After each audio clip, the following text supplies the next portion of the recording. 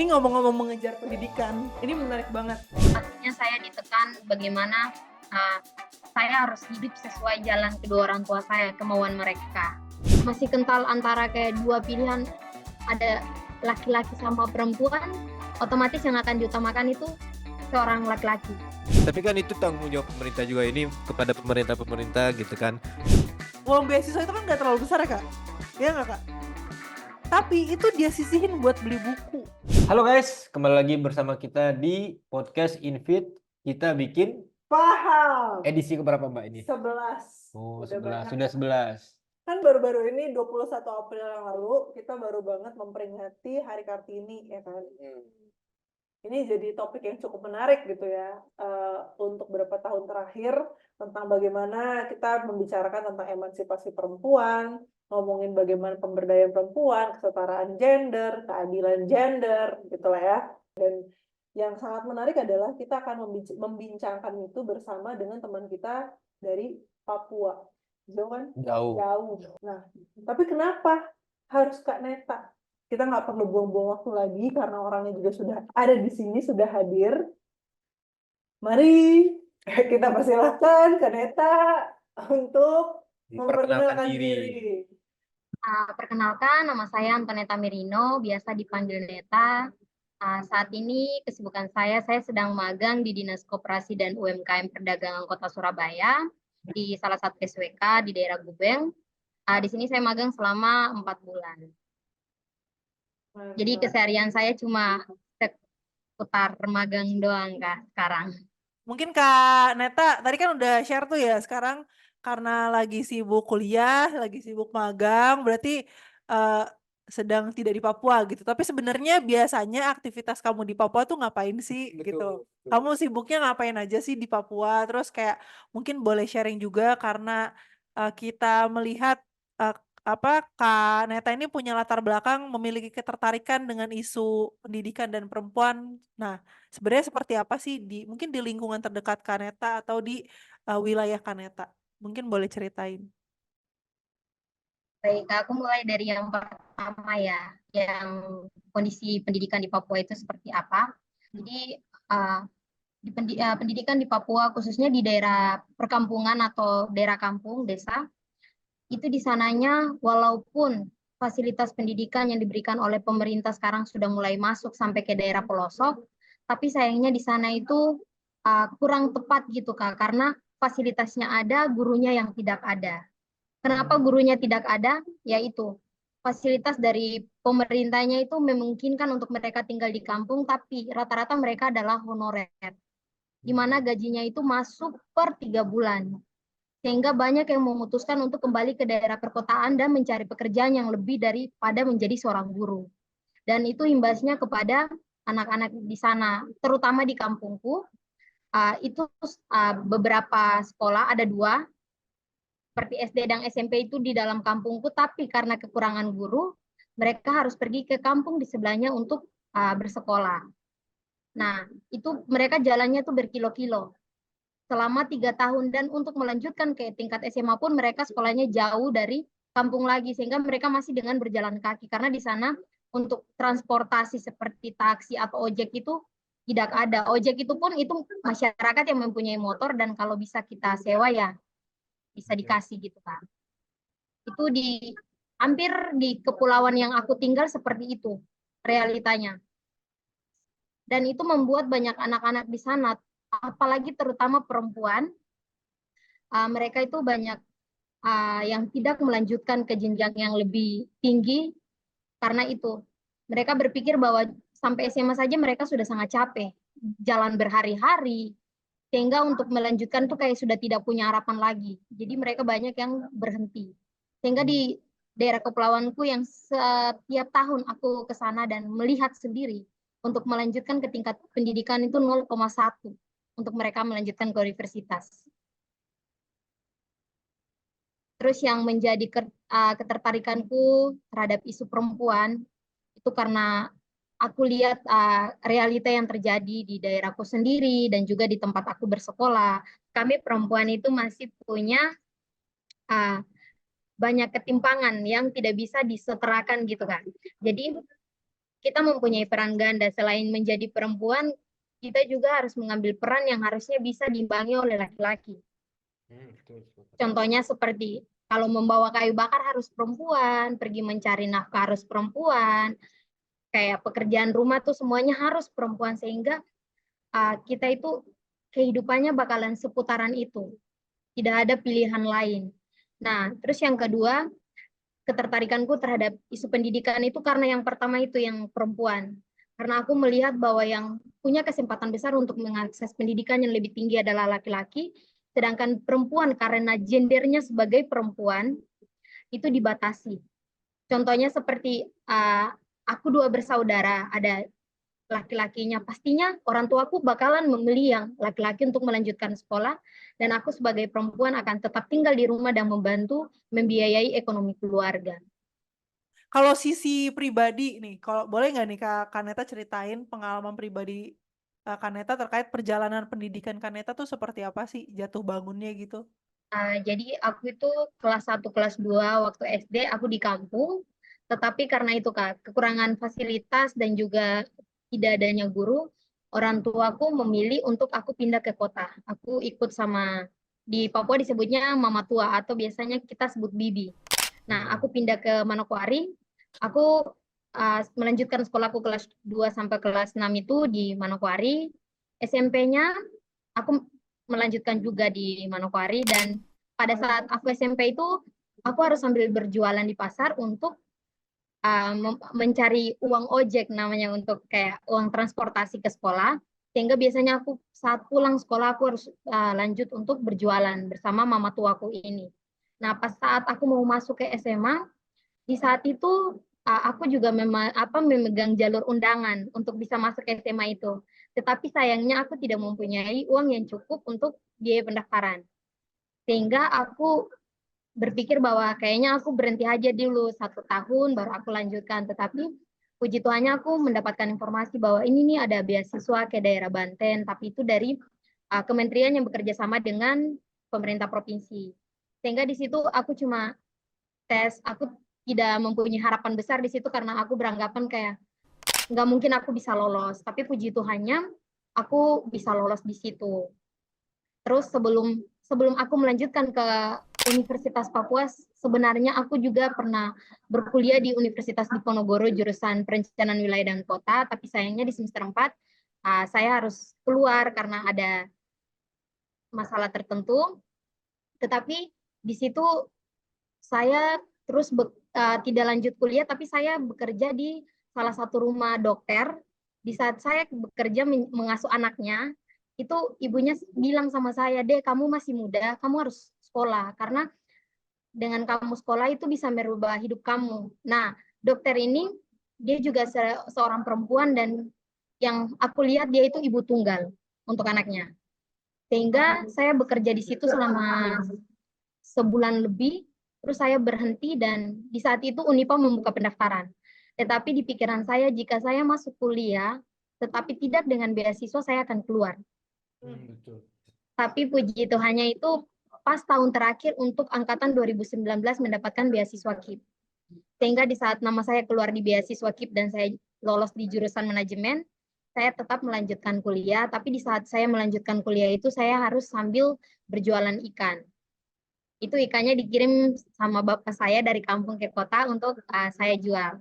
Nah, dari situ di saat semester 2 saya mulai mengenal dengan kakak Intan dan juga kakak Ella. Dari situlah saya mulai tertarik sekali lebih mendalam tentang isu pendidikan dan perempuan, karena ya itu lingkungan sekitar saya yang setiap hari saya lihat, tapi awalnya tuh kan saya tidak peduli tentang hal-hal tersebut. Tetapi dengan mendengar cerita dari mereka, terus melihat apa yang harusnya itu bisa diperjuangkan, dari situ saya langsung tertarik bahwa ini harusnya menjadi tanggung jawab saya juga, bukan tanggung jawab orang lain saja gitu kan. Keren ya, maksudnya tidak hanya terkait dirinya tapi lingkungannya juga. Padahal kan sebenarnya kalau kita mau narik jauh kan tanggung jawab negara ya, tapi kan ya keren, itu maksudnya keren gitu loh. Dan di Hari Kartini harusnya ini jadi contoh bagi kita yang di ibu kota loh Mbak. Maksudnya bukan ngomongin jarak ya, teman-teman yang di Papua aja bisa, kenapa kita tidak gitu. Dan itu harusnya jadi pecutan untuk orang-orang muda kayak kayak yang lain ya gitu ya. Iya. Nah, ini ngomong-ngomong mengejar pendidikan, ini menarik banget. Mungkin kita boleh tanya juga dulu ya tentang sebenarnya Betul. gimana sih proses Kaneta tuh mengejar beasiswa ini gitu ya. Karena menarik banget tadi kamu bilang bahwa kamu udah tahu nih kalau misalkan nggak pakai jalur beasiswa bisa jadi nggak Nggak lanjut keluar lagi ya, kuliahnya gitu. sepakat. Nah itu gimana Kak? Boleh ceritain nggak? Jadi Kak, saya itu dari SD sudah beasiswa, bukan Heeh. hanya dari SMA, tapi Oh iya. saya itu berpikiran begini Kak, selagi ada kesempatan, kenapa nggak dicoba gitu. Jadi di saat saya mau masuk ke Unipa itu, saya juga mencari tahu, walaupun saya tidak berpikiran untuk melanjutkan kuliah, di saat saya membuka HP pasti saya tertarik nih, oh ada beasiswa ini, aku cari tahu tuh bagaimana prosesnya, apa persyaratannya, sehingga dari jauh-jauh hari saya udah menyiapkan hal itu, walaupun saya nggak punya tujuan ke sana. Nah, sehingga di saat saya sampai di titik di mana ada tujuan itu, saya langsung, oh ya ini gini, gini, gini, gitu kan.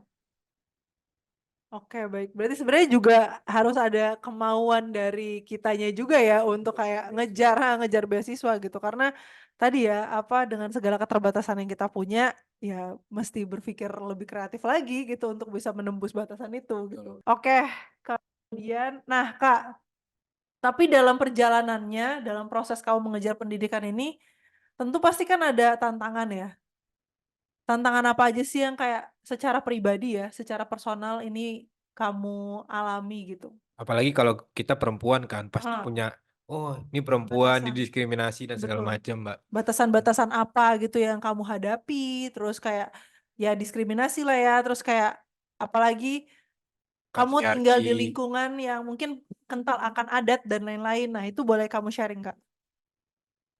Keterbatasan yang saya hadapi itu yang pertama kan mungkin dari dalam keluarga ya. Karena saya anak tunggal, kan pastinya saya ditekan bagaimana uh, saya harus hidup sesuai jalan kedua orang tua saya, kemauan mereka. Nah, tetapi saya bersyukur walaupun saya mempunyai dua orang tua yang dimana mereka tuh mempunyai persepsi yang agak berbeda tentang seorang perempuan harus berpendidikan, Menarik. tapi walaupun berbeda persepsi mereka terhadap hal itu, tapi mereka masih mendukung saya. Nah, dimana ibu saya itu dia itu mendukung dalam proses finansial, tapi kalau untuk support agak berkurang. Tapi emang tipe ibu saya itu seperti itu. Nah, tapi berjalannya waktu, saya juga mulai merasakan kayak saya tuh perempuan sebenarnya saya didiskriminasi karena uh, di saat bukan hanya lingkungan sekitar, tapi keluarga saya juga ada beberapa yang kayak buat apa sekolah tinggi-tinggi, nanti juga ujung-ujungnya kok di dapur kayak gitu, bahasa di Papuanya seperti itu Kak. Terus uh, mungkin dari segi finansial Kak, apalagi kita seorang perempuan itu kita punya banyak kebutuhan yang kalau mengandalkan diri sendiri agak susah, sehingga bagaimana kita memutar otak untuk kita tetap menggapai mimpi kita tapi tidak memberatkan orang lain. Karena saya juga di satu sisi itu saya orangnya kayak agak gengsian gitu kan, untuk kayak sekedar bilang kepada keluarga saya membutuhkan ini, membutuhkan itu. Nah, terus kalau yang paling memberatkan untuk menggapai mimpi saya itu di saat saya mempunyai pasangan, di mana itu kalau di tempat saya kan kalau sudah bersuami atau sudah mempunyai calon, itu kita sebagai perempuan agak susah untuk menggapai mimpi. Apalagi yang notabene untuk berkuliah atau berpendidikan tinggi itu agak susah. Karena kita pasti dibicarakan itu kayak, kamu tuh harus mengurus suami kamu, pokoknya semua perlengkapan apapun yang di dalam rumah atau keluarga calonmu tuh semua kamu harus membantu mereka. Itu yang menjadi tantangan besar bagi saya saat ini, Kak.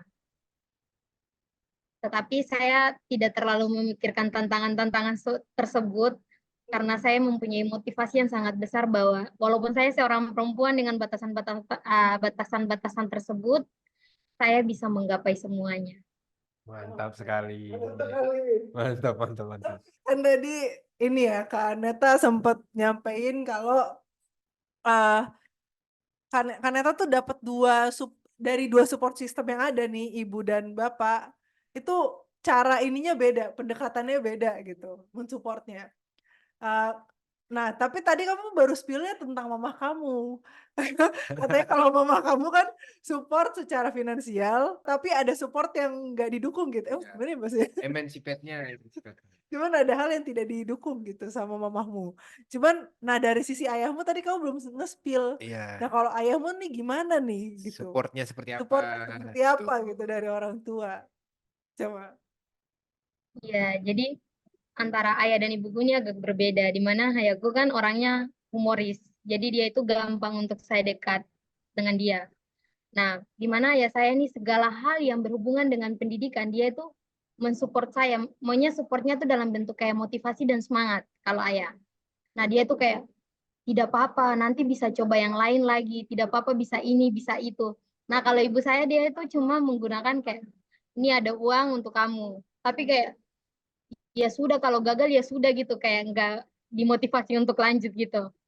Nah, sehingga ayah saya ini dari situ dia juga menjadi inspirasi saya bahwa ayah saya kan cuma tamatan SD, sedangkan ibu saya ini dia tamatannya tuh SMP.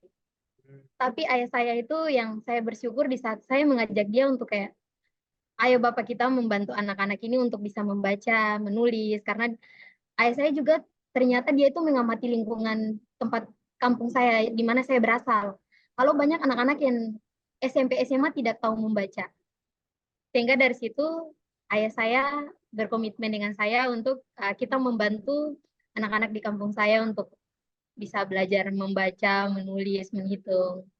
Nah, tapi kalau ibu saya itu dia itu orang belakang layar saya gitu. Kayak kita ini, Mbak, kayak kita ini. Kita ini orang-orang, tapi kan kita suportif selalu. Iya, betul. Tapi keren sih, keren sih. Bapaknya boleh diundang nggak? Papanya boleh ditelepon nggak? Halo Kak. Penasaran kan ya? Penasaran. Nanti di episode 12. Wah ini menarik banget sih Kaneta. Apa ya? Apalagi eh ya sebenarnya tidak hanya di Papua ya ngomongin tentang patriarki gitu Di ya. semua daerah Semua daerah di bahkan di Indonesia. seluruh Indonesia lah ya. Bahkan mungkin di negara lain juga ini ada gitu tentang patriarki. Tapi kan kita tahu juga ya gimana kalau kayak di lingkungan mungkin di Papua gitu masih kental dengan adat gitu ya. Adat itu kan biasanya tidak cukup ramah terhadap perempuan gitu ya. Dan pasti nilai-nilai itu juga yang tertanam Mempengaruhi kehidupan iya, gitu kan. mempengaruhi ke kehidupan kita sehari-hari gitu. Nah, ini juga jadi sangat menarik ketika ayahnya Kaneta Malah mendukung kan. iya, sangat Sportif ya. anak perempuannya gitu untuk bisa apa mengakses pendidikan yang lebih Tinggi. tinggi. Ini ya. Tolong dicatat nih. Bapak-bapak di luar sana, tiru bapaknya Neta.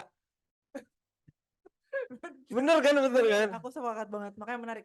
Tapi nih Kaneta, tadi kan karena kamu ngerasa oh ya akhirnya ayahmu menjadi ruang aman untukmu gitu ya. Tapi kalau misalkan Kak dibalikin lagi nih, melihat lingkungan sekitarmu gitu. Sebenarnya secara adat itu, adat istiadat di wilayahmu, itu ada nggak sih sebenarnya batasan atau tantangan terhadap perempuan sendiri gitu ya, khususnya dalam konteks pendidikan gitu.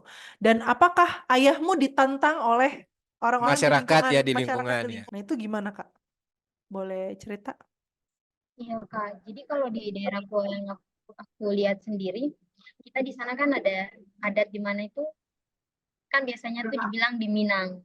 Tapi di sana tuh kan mereka tuh datang terus selesai di Minang itu mereka membayar mas kawin. Di saat dibayar mas kawin itu perempuan sudah tidak bisa membuat apa-apa lagi. Kayak mereka tuh sudah pure mengikut calon suaminya. Nah, sehingga di saat seperti itu, walaupun mereka masih sekolah, mereka tidak bakalan melanjutkan sekolah mereka. Dan mereka bakalan berhenti. Terus yang itu Kak, yang tadi aku udah sebutkan di awal, gimana itu masih kental antara kayak dua pilihan, ada laki-laki sama perempuan, otomatis yang akan diutamakan itu seorang laki-laki. Yang perempuannya itu pasti diabaikan oleh keluarganya. Sampai saat ini pun masih terjadi. Dan untuk ayah saya sendiri, mungkin ada beberapa orang yang ayah saya juga sering cerita kepada saya, bahwa mereka tuh tidak mendukung kayak apa ayah saya tuh mengajak beberapa anak, apalagi anak murid anak murid yang diajarkan oleh bapak saya itu mereka rata-rata perempuan semua. Laki-laki tuh bisa dihitung dengan jari. Nah, sehingga biasanya tuh kayak ajar mereka untuk apa? Kalau berhenti sekolah ya sudah berhenti, tidak usah lanjut lagi begitu. Ya, Karena ada beberapa yang kasus yang saya temui di saat anak cewek ini dia tuh beranjak SMP, tidak tahu membaca, orang tuanya suruh dia putus sekolah. Tidak boleh melanjutkan karena katanya dia tuh bodoh, dikatain bodoh gitu. Nah, sehingga kayak mereka tuh udah tidak mempunyai harapan, makanya jalan satu-satunya pasti mereka memilih untuk menikah gitu. Oke. Memang agak tragis ya ceritanya. iya maksudnya justru apa namanya gimana kita apa ya mimpi kita berhenti justru malah datangnya dari orang terdekat Internal kita ya. sendiri ya, dari internal kita sendiri gitu, dari orang terdekatnya, dari orang tuanya gitu. Ada nggak sih hal-hal yang pengen secara personal gitu ya, kamu pengen share lagi gitu tentang sebenarnya gimana sih terkait akses pendidikan khususnya di wilayahmu? Dan akhirnya kenapa kamu terketuk juga untuk membuat taman baca gitu ya dengan ayahmu, walaupun tadi sempat sih kamu spill ya ceritain tentang Alasan-alasan. alasan-alasannya gitu. Dan tapi kalau melihat situasi saat ini gimana sih? Dan kita juga pernah dengar katanya Kaneta nih salah satu orang yang mendobrak apa namanya bahwa perempuan tuh bisa punya Stigma, ya. bahwa perempuan itu bisa punya pendidikan yang tinggi di desanya. Nah, itu gimana tuh perjalanan ceritanya? Bisa di-share? Untuk saat ini di Papua itu untuk saling mendukung sesama perempuan ini lagi krisis. Catat ya. Ini nge-plus gak tuh?